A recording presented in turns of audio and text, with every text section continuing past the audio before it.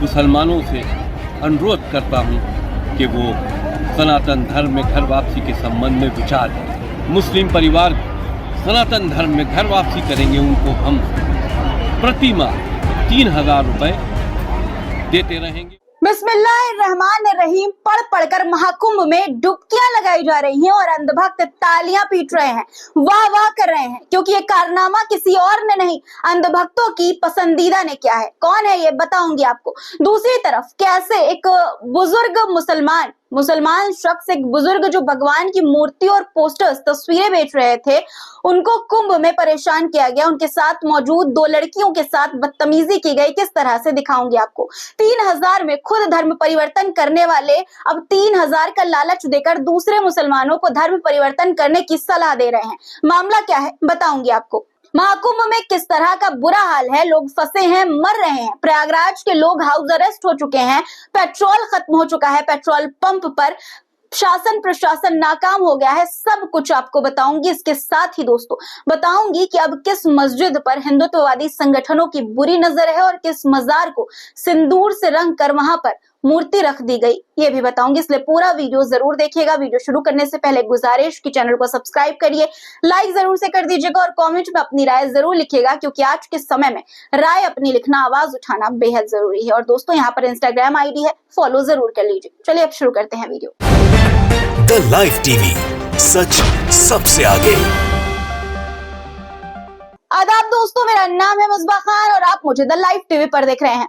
दोस्तों मुसलमानों का कुंभ में आना मना है, सिर्फ सरकारी मुसलमानों को इजाजत है। जी हाँ, अंधभक्तों की फेवरेट मुसलमान रुबीका लियाकत महाकुंभ पहुंची है और डुबकी भी लगाई है।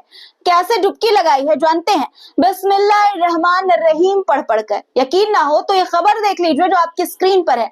साफ साफ और मोटे मोटे अक्षरों में लिखा है कि न्यूज एंकर रुबीका लियाकत ने बिस्मिल्लाहिर्रहमानिर्रहीम पढ़कर लगाई महाकुंभ में डुबकी। इससे अंधभक्तों को कोई परेशानी नहीं हुई। ऐसे मुसलमान जो सरकार की चाटुकारिता में दिन रात बिछे रहते हैं, उनके महाकुंभ में जाने से अंधभक्तों को कोई परहेज नहीं है। वो बिस्मिल्लाहिर्रहमानिर्रहीम पढ़ ले तो भी तालियां बजा रहे हैं, लेकिन गरीब मुसलमानों को जो अपना रोजी रोटी चला रहे हैं, उनसे परेशानी है, उनसे परहेज है उन्हें। आगे की बात करने से पहले आपको एक वीडियो मैं दिखाना चाहती हूँ, बेहद ही शर्मनाक वीडियो है दोस्तों, देखिए वीडियो। कुंभ की हम लोग ना कर रही तो नहीं तुमने कर कुंभ की गाइडलाइन पढ़ी? अगर तुमने कुंभ की गाइडलाइन पढ़ी, कुंभ की गाइडलाइन क्या है? परमिशन है तुम्हारे पास? जेल भेजो। तुम्हारे पास, तुम कैसे आए यहाँ पे? कैसे आए तुम यहाँ पे? इसको रोको, ये जाना चाहिए भाई साहब। अरे तो कहीं का भी, अरे तो कहीं की भी है तो कैसे आई यहाँ पे बिना परमिशन के तुम्हारे पास? तुमने कुंभ की गाइडलाइन पढ़ी? हिंदू देवी देवताओं को बेचोगे, फिर कहोगे कि हमारा धंधा है। तुम धंधा बनाओगे हमारी देवी देवताओं का? तुम कैसे, तुमने कैसे बोला है ये धंधा ही है? अरे मूर्ति बेच रहा है, देवी देवताओं की तस्वीर बेच रहा है। तुमने क्या कहा? देवी देवताओं को बेचना धंधा है तुम्हारा? ये पैरों के धंधा है, पुलिस को बुलाओ, नीचे जेल भेजो। मैं बता रहा हूँ, मैं वायरल करूंगा। देवी देवताओं की तस्वीर बेच रहे हैं और पैर के नीचे रख रहे हैं लोग। अरे हमने देखा नहीं। एक तरफ रुबीका लियाकत का वीडियो महाकुंभ का है और ये भी महाकुंभ का है। ये प्रयागराज का वीडियो है, 25 जनवरी का बताया जा रहा है और मुझे देखकर हैरानी हो रही है कि प्रयागराज में ऐसे नफरती सोच वाले लोग कहां से आ गए। ये वही प्रयागराज है जहां मुसलमानों ने बढ़ चढ़कर कुंभ में हिंदुओं की मदद की और उसी महाकुंभ में एक मुस्लिम बुजुर्ग के साथ ऐसा व्यवहार। महाकुंभ में प्रयागराज के महाकुंभ में इस मुस्लिम विक्रेता को सिर्फ इसलिए निशाना बनाया गया दोस्तों, क्योंकि ये जो है वो देवी देवताओं के पोस्टर्स और मूर्तियां बेच रहे थे। हिंदुत्ववादी संगठनों के कुछ लोगों ने ना सिर्फ इन्हें धमकाया बल्कि पुलिस से उनकी शिकायत की मांग भी कर डाली। ये बुजुर्ग एक स्थायी निवासी हैं और कई वर्षों से यही काम कर रहे हैं, लेकिन कुछ हिंदुत्ववादी संगठनों को ये पसंद नहीं आया।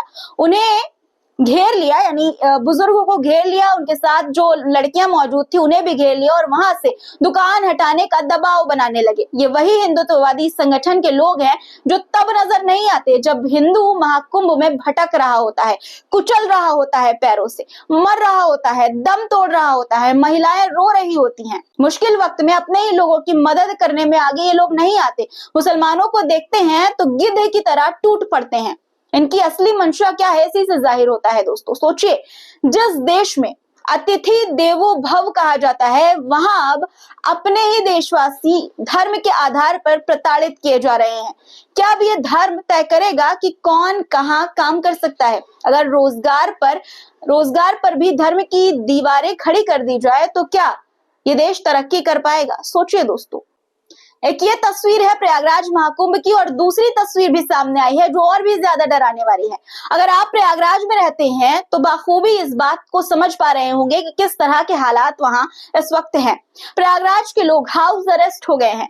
घर से निकलते ही गाड़ियां, भीड़ ही भीड़ नजर आ रही है। लोग फंसे हुए हैं लंबे लंबे जाम में, और तोड़फोड़ की जो तस्वीरें रेलवे स्टेशन से सामने आ रही है उसे आप देख ही रहे हैं। आए दिन ट्रेनों को नुकसान पहुंचाने की, तोड़फोड़ करने की किस तरह से उपद्रवी लोग बन गए हैं आस्था के नाम पर आकर। आप देख रहे हैं तस्वीरें, आपकी स्क्रीन पर भी आप देख पा रहे होंगे। इस महाकुंभ में बेकार व्यवस्था ने रेलवे को गंभीर नुकसान तो पहुंचाया ही है, दिया ही है, और अब तो अपनी गाड़ी से निकलने वाले लोगों के लिए भी मुश्किल खड़ी हो गई है, क्योंकि कुंभ का पुण्य लूटने लाखों लोग प्रयागराज तो पहुंच रहे हैं, लेकिन जमीन पर हकीकत इस वक्त ये है कि पेट्रोल पंप सूखने लगे हैं। जी हाँ, सूखने लगे हैं। पेट्रोल पंप तक जाम की वजह से पेट्रोल पहुंच ही नहीं पा रहा है, और प्रशासन से कोई जवाब नहीं मिल रहा है, जिसका मतलब साफ है दोस्तों कि एक और संकट प्रयागराज में दस्तक दे रहा है। गाड़ियां जहां तहां फंसी रहने वाली हैं अगर पेट्रोल नहीं मिला तो। ये बात मैं क्यों कह रही हूं, समझने के लिए आप ये वीडियो देखिए जो बीबीसी का है, और अखिलेश यादव ने इस वीडियो को शेयर भी किया है। हमारे यहाँ 3 दिन से पेट्रोल नहीं है सर। डीजल चल रहा है, वो भी आज तक के लिए हमारे 4000 लीटर आज बचा है, वो आज शाम तक 4 बजे तक चलेगा। 3 दिन से हमारा पैसा जमा है अकाउंट में, लेकिन कोई सुनवाई नहीं है, न पेट्रोल आता न डीजल आता। सीएनजी है, सीएनजी हटा दी गई है, क्योंकि मेले में कह रहे हैं कि ब्लास्ट हो जाए, कुछ हो जाए, कौन जिम्मेदार होगा? गाड़ी ट्रैफिक में 4 घंटा खड़ी रहती है, कौन करेगा? जो गाड़ी लेके आते हैं उनसे बात करो, उनके पास जाते हैं तो वो कहते हैं कि भाई हम जमुना पार की नहीं लेंगे लोडिंग। इसलिए नहीं लेंगे कि गाड़ी हमारी जा नहीं पाती है, और कहीं से घूम के जाती है तो रिटर्न आने में हमको 3 दिन लगता है, और 3 दिन का हमारा वहाँ ड्राइवर, खलासी, कंडक्टर जो रहता है खाने पीने में ही चला जाता है, कुछ बचता भी नहीं है अगर हम जाते हैं तो। जाम की वजह से गाड़ी नहीं आ रही सर। प्रयागराज के नैनी क्षेत्र का एक पेट्रोल पंप बताया जा रहा है, 3 दिन से यहाँ पर पेट्रोल नहीं है और ना कोई सुनवाई है। यही हाल रहा तो सोचिए प्रयागराज के लोगों का और बाहर से आने वाले लोगों का क्या हाल होगा।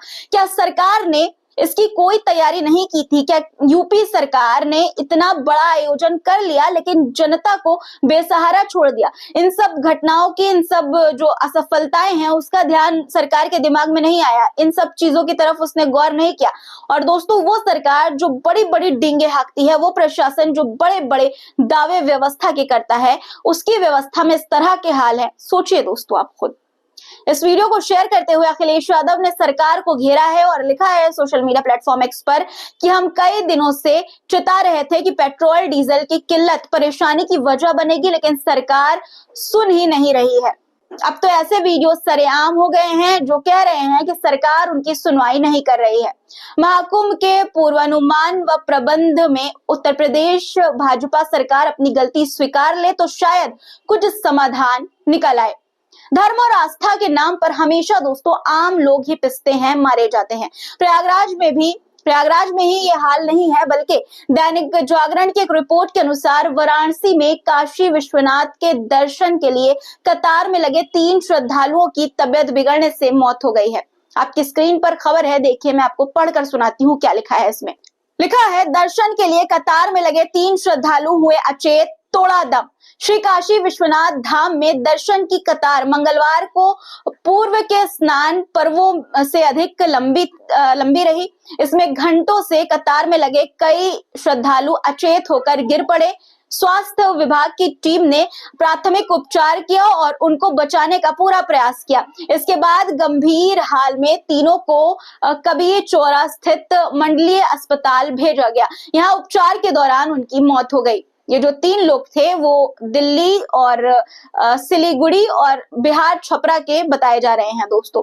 सभी प्रयागराज महाकुंभ से काशी दर्शन के लिए आए थे। प्रयागराज किस तरह से प्रयागराज के लोग मारे जा रहे हैं, प्रयागराज में भगदड़ मची, ये आपने देखा। नाकामी छुपाने के लिए लोगों को शव तक नहीं दिए गए उनके अपनों के। पूरी व्यवस्था की बैंड बजा दी गई है। भीड़ की वजह से स्कूल कॉलेज तक बंद किए जा रहे हैं ताकि जो ट्रैफिक है उसकी वजह से बच्चों को स्कूल पहुंचने में परेशानी हो रही है, इसलिए बंद कर दिए गए हैं। कॉलेज जाने वाले लोगों के लिए भी बड़ी परेशानी है। जाने के बाद साधन नहीं मिल रहा है आने को, और घर से कोई लेने भी नहीं जा पा रहा है क्योंकि ट्रैफिक इतना है, जा ही नहीं पा रहा है। सोचिए दोस्तों कि अगर इस वक्त प्रयागराज में रहने वाले लोगों के साथ खुदा न करे कोई इमरजेंसी हो गई, कोई कुछ हो गया, कोई अनहोनी हो गई, तो एम्बुलेंस तक अस्पताल नहीं ले जा सकती है।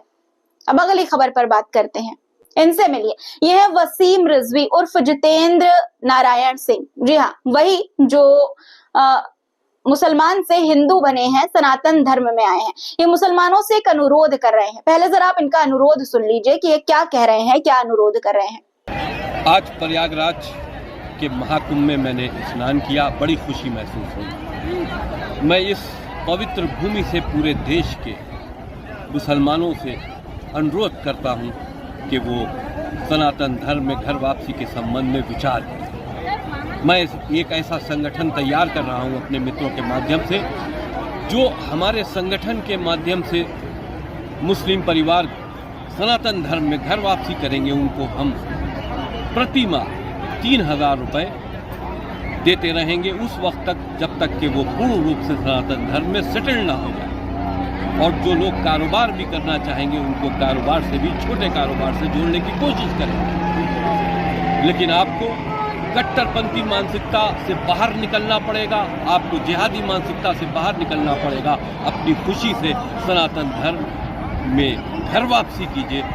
जो मुसलमान हिंदू बनेंगे, अपना धर्म परिवर्तन करेंगे, उन्हें ये 3000 रुपए देने की बात कर रहे हैं। लगता है कि ये 3000 में बिक गए थे। इन्होंने अपना ईमान 3000 रुपए में बेच दिया था। इनके जो अभियान ये चला रहे हैं उससे तो यही मालूम पड़ता है। 3000 पर पहले इन्होंने खुद अपना धर्म परिवर्तन किया और अब 3000 का लालच देकर दूसरे मुसलमानों को धर्म परिवर्तन करने का आग्रह कर रहे हैं, उनसे कह रहे हैं धर्म। सोचिए, ऐसे ही धर्म परिवर्तन करने की बात अगर कोई मुसलमान करता खुलेआम तो क्या होता। इन पर सरकार एक्शन क्यों नहीं ले रही है। इस तरह से खुलेआम धर्म बदलने की बात ये लोगों से कर रहे हैं, मुसलमानों से कर रहे हैं, लालच देकर उकसा रहे हैं उन्हें। इन पर कोई एक्शन क्यों नहीं है, क्यों नहीं है, आप जानते ही हैं। बस चले तो इनको माला पहना दी जाए। दूसरी तरफ सहारनपुर के कलेक्ट्रेट परिसर में बनी मस्जिद अब विवादों में घिर गई है। हिंदुत्ववादी संगठनों ने इस पर सवाल उठाते हुए इसे अवैध बताया और आरोप लगाया कि वहां बाहरी लोग आते जाते हैं जिससे सुरक्षा को खतरा है। प्रशासन ने भी बिना समय गवाए जांच के आदेश दे दिए हैं। सोचिए, जो मस्जिद 1969 से वहां मौजूद है, जिस पर आज तक कोई विवाद नहीं हुआ, अचानक अब वो अवैध कैसे हो गई। मस्जिद को अवैध बताना, उसके नीचे मंदिर होने का दावा करना, मंदिर बताना, उसे मस्जिद को मंदिर बताना, ये समय दोस्तों हमारे भारत में न्यू नॉर्मल बन चुका है, एक ट्रेंड बन चुका है। कोई भी मुंह उठा कर आता है और मस्जिदों, दरगाहों और मजारों पर दावा ठोक देता है लैम्पलाइट बटोरने के लिए। इसी तरह की एक और खबर है, इंदौर के सनवेर में एक दरगाह को तोड़कर उसे सिंदूर से रंग दिया गया। जी हाँ, सिंदूर से रंग दिया गया और वहां मूर्तियां रख दी गई। ये हरकत 4 फरवरी की रात को की गई है, लेकिन अब तक प्रशासन की तरफ से कोई कार्रवाई, कोई एक्शन की खबर फिलहाल जानकारी नहीं है।